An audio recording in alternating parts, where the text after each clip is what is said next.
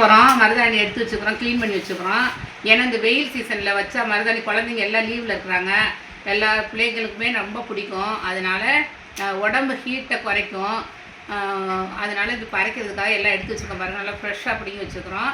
இதுக்கு தேவையான பொருள் என்னென்னா, அதுக்கு மருதாணியில் போட்டு அரைக்கிறதுக்கு என்னென்ன எடுத்து வச்சுருக்கேன்னா, ஒரு ஸ்பூன் சர்க்கரை, கொஞ்சோண்டு இந்த ஒரு நெல்லிக்காய், சின்ன நெல்லிக்காய் சைஸ் புளி, ஒரு 10 கிராம்பு எடுத்து வச்சுக்கிறேன். ஏன்னா அந்த 10 கிராம்பு வந்து லட்சுமி கடாசியை வரும், கையில் கொடுத்தோம்னா பணம் நல்ல வரவு வரும்.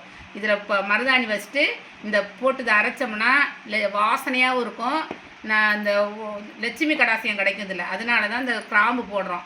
இப்போ இதெல்லாம் போட்டு அரைச்சிட்டு நான் உங்கள்கிட்ட காட்டுறேன். இப்போ மருதாணி போடுறோம் ஜாரில். இப்போ இது என்ன பண்ணணும்னா, இதுக்கு நடுவை தான் இந்த இதுக்குள்ளே தான் போடணும். ஏன்னா இதெல்லாம் அப்போ தான் சீக்கிரமே அரைவிடும்.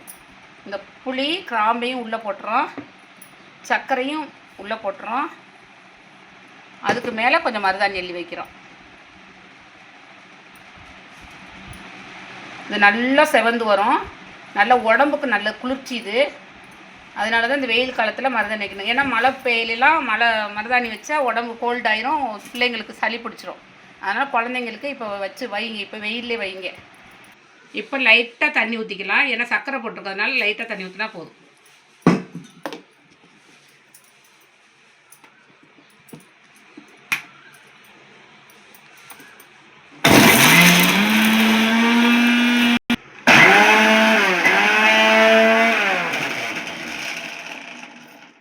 நல்லா அரைஞ்சிச்சு பாருங்கள், நல்ல நைஸாக அரைஞ்சி நல்ல வாசனையாக இருக்குது. ஏன்னா கிராம்பு போட்டிருக்கோம்ல, அந்த வாசனை பாருங்கள்.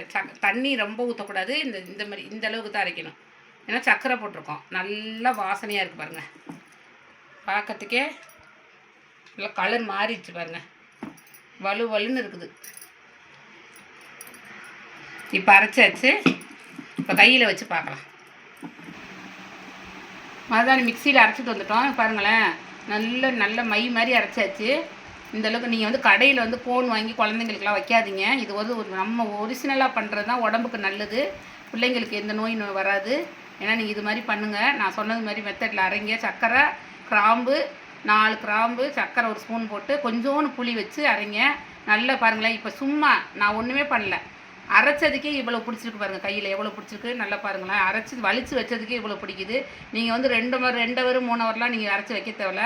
நீங்கள் ஒரு அரை மணி நேரம் எங்கேயாவது ஊருக்கு போகணும், இல்லை எங்கே ஃபங்க்ஷன் போகணுன்னா, வேணும்னா குழந்தைங்களுக்கு வைக்கணும் அப்படின்னா கூட ஒரு 1/2 ஹவர் வச்சு விடுங்க, பிள்ளைங்க நல்லா செவந்துடும். இந்த மாதிரி அரைச்சி வச்சிங்கன்னா நீங்கள் இதேமாதிரி ட்ரை பண்ணி பாருங்கள், கமெண்ட் பண்ணுங்கள், சப்ஸ்கிரைப் பண்ணுங்கள்.